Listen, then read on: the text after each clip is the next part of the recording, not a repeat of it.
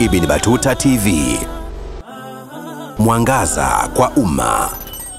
Lakini wafahamishe tu jambo moja, kufuatana na taratibu za Wizara ya Hija kule Saudia, tayari ushatoka mpango na taratibu za hija ya mwakani, ambayo mwisho wake mwezi wa Shaabani 15. Kwa tunawaomba wale mahujaji ambao wanajitahidi na wametia nia ya kuhiji mwaka huu ujao, wajitahidi sasa kwa haraka waache mazoea ya kutaka kuja kujiandikisha hija katika taasisi yoyote ile, wakajiandikisha katika mwezi wa Ramadhani au mwezi wa mfungo mosi au mwisho kabisa. Masala kama haya hayako katika taratibu za serikali ya Saudi Arabia. Kwa hiyo tumekuja na ujumbe huu pia ufike kwa mahujaji na Watanzania wote kwa ujumla, waelewe kwamba hija kumbe imeratibiwa mapema. Kwa hiyo anayetaka kwenda hija ajirekebishe mapema.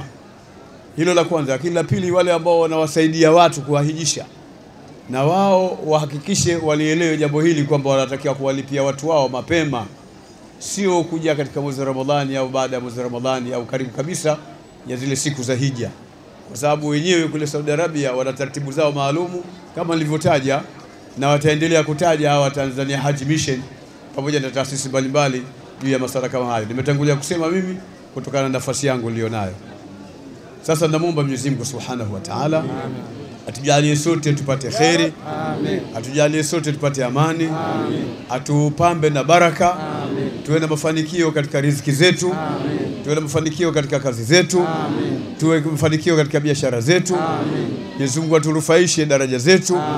Wasiokuwa na kazi Mungu awape kazi, wasiokuwa na mafanikio Mwenyezi Mungu awafanikishe, wale ambao wameharibikiwa Mwenyezi Mungu awatengenezee, ambao na biashara zimedoda Mwenyezi Mungu azitengeneze, na wale ambao kwamba wana majukumu mazito Mwenyezi Mungu awasahilishie, na wale ambao wanafanya kazi hawajapandishwa daraja Mwenyezi Mungu awajalie wapate kupandishwa daraja, waweze kuwa na mafanikio makubwa.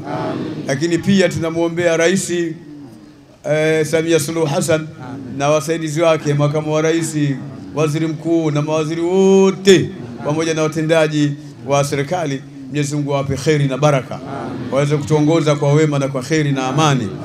Naiombea nchi, Mwenyezi Mungu ajalie amani na utulivu katika nchi yetu.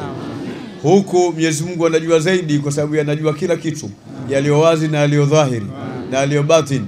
Mwenyezi Mungu ajalie uchaguzi ujao tulionao katika mwaka huu upite kwa salama, upite kwa amani, upite kwa utulivu, atuondoshe fujo, atuondoshe kila jambo ambalo halina kheri na sisi, na aijenge nchi yetu na hifadhi kwa hifadhi yake, aizungushie ukuta wa kinga kila mwenye nia mbaya kutoka nje, mwenye nia mbaya ndani ya nchi.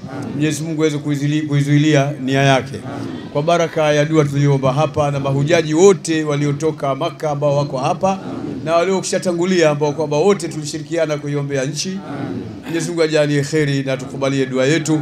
Mwenyezi Mungu ni muweza juu ya kila kitu na ndiye mwenye kustahiki kuitikia dua yetu. Wa sallallahu wa sallim ala Muhammad wa alihi wa sahbihi ajma'in. Subhana rabbika rabbil izzati amma yasifun wa salamun ala al mursalin walhamdulillahi rabbil alamin. Asante kwa kutazama video hii. Subscribe kisha bonyeza alama ya kengele ili uwe wa kwanza kupata habari zetu kila wakati.